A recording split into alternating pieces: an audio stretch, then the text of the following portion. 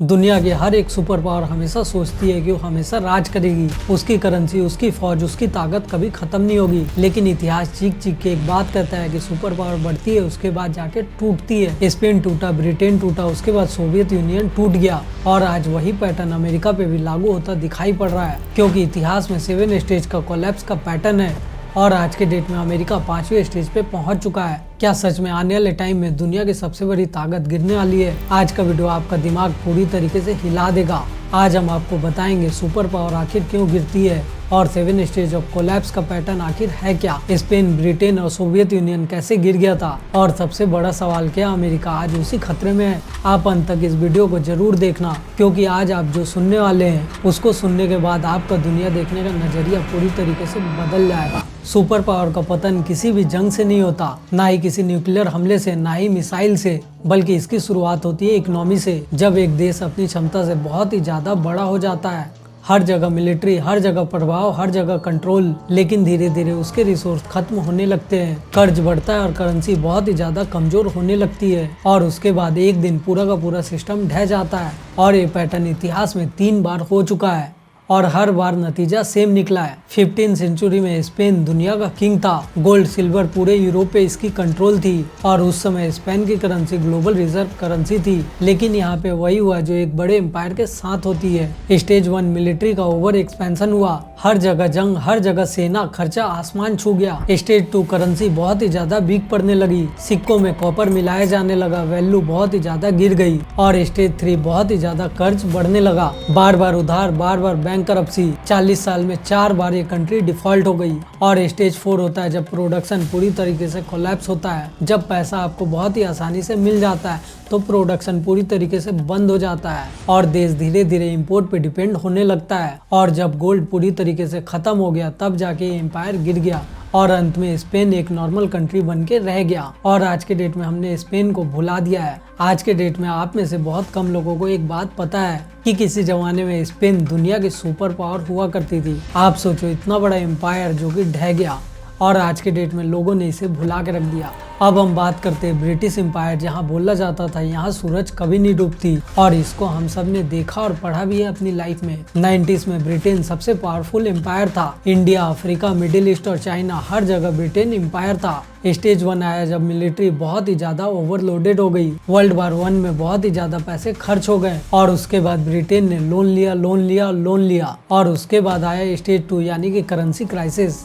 Gold खत्म हुआ, pound गिर गया और पूरी दुनिया का ट्रस्ट गिर गया और इसके बाद ब्रिटेन की इकोनॉमी कोलैप्स कर गई और उसके बाद भी वर्ल्ड वार 2 ने बहुत ही बड़ा झटका दिया। लोन बहुत ही ज्यादा बढ़ गए, इतने ज्यादा कि इकोनॉमी पूरी तरीके से टूट गई और बहुत सारे एम्पायर धीरे धीरे करके टूटने लगे। इंडिया गई, अफ्रीका गई, उसके बाद धीरे धीरे सारी कॉलोनीज गायब हो गई। स्टेज 5 करेंसी पूरी तरीके से फेल हो गई। पाउंड कभी ग्लोबल करेंसी मानी जाती थी और ब्रिटेन एक सुपर पावर कंट्री था, लेकिन इसके साथ ही ब्रिटेन को बहुत ही कम टाइम में लोगों ने भुला दिया। अब हम बात करते हैं सोवियत यूनियन, जो कि बहुत बड़ी इकोनॉमी थी और उस समय सोवियत यूनियन दुनिया को मिसाइल और स्पेस पावर दिखा रहा था, लेकिन अंदर से उसका सिस्टम पूरी तरीके से सड़ गया था। स्टेज 1 मिलिट्री बहुत ही ज्यादा ओवरलोड हो गई, हर जगह इन्फ्लुएंस, हर जगह फंडिंग, जीडीपी का 20% उस टाइम में मिलिट्री पे खर्चा हो जाता था। फिर आया स्टेज 2 यानी कि इकोनॉमी ब्रेकडाउन हो गई, फैक्ट्रीज बहुत ही ज्यादा फेल हो गई, फूड को बहुत ही ज्यादा इंपोर्ट करना पड़ा और यहाँ पे इनोवेशन पूरी तरीके से 0 हो गया।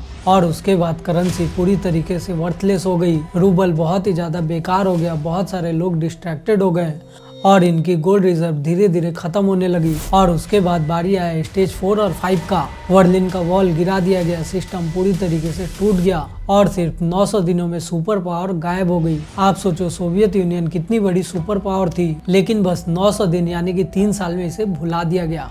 और आज के डेट में अमेरिका के साथ भी वही सारी चीजें दोहराई जा रही है। स्टेज 1 मिलिट्री बहुत ही ज्यादा ओवरलोडेड है।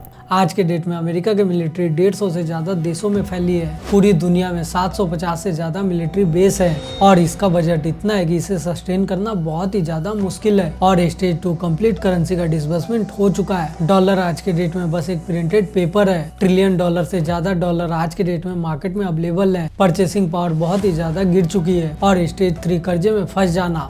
आज के डेट में अमेरिका के पास $3 ट्रिलियन का कर्जा है। इंटरेस्ट का खर्च आज के डेट में अमेरिका के डिफेंस के खर्च से ज्यादा है। और स्टेज 4 कंप्लीट प्रोडक्टिविटी का लॉस हो जाना। मैन्युफैक्चरिंग आज के डेट में चाइना, वियतनाम और मैक्सिको में शिफ्ट हो चुकी है। और अमेरिका आज के डेट में बस एक कंज्यूमर नेशन है जो कि चीजों को इम्पोर्ट करके अपने देश का काम चला रहा है। और स्टेज 5 सोशल डीके हो जाना। आज के डेट में अमेरिका में क्राइम रेट बहुत ही ज्यादा बढ़ गया है और ड्रग्स की क्राइसिस बहुत ही ज्यादा बढ़ने लगी है और पॉलिटिकली बहुत ही ज्यादा डिवीजन आ गया है। सिस्टम पे ट्रस्ट आज के डेट में पूरी तरीके से खत्म हो रहा है। और इतिहास कहती है कि जब कोई देश 5वें स्टेज पे पहुंच जाता है तो जाहिर सी बात है कि आने वाले टाइम में 6वें 7वें स्टेज पे बहुत ही तेजी से चला जाएगा। स्टेज 6 पे डॉलर का ग्लोबल पावर खत्म हो जाएगा और स्टेज 7 में सडन कोलैप्स हो जाएगा। और आज के डेट में कई देश यानी कि ब्रिक्स कंट्री आपस में मिलकर ग्लोबल करेंसी ला रहे हैं और ये बहुत ही जल्दी डॉलर का अल्टरनेटिव बन सकता है। आज आप सिग्नल्स को देख रहे हो कि बहुत सारी कंट्री आज के डेट में डॉलर को छोड़ के गोल्ड खरीदना स्टार्ट कर रही है।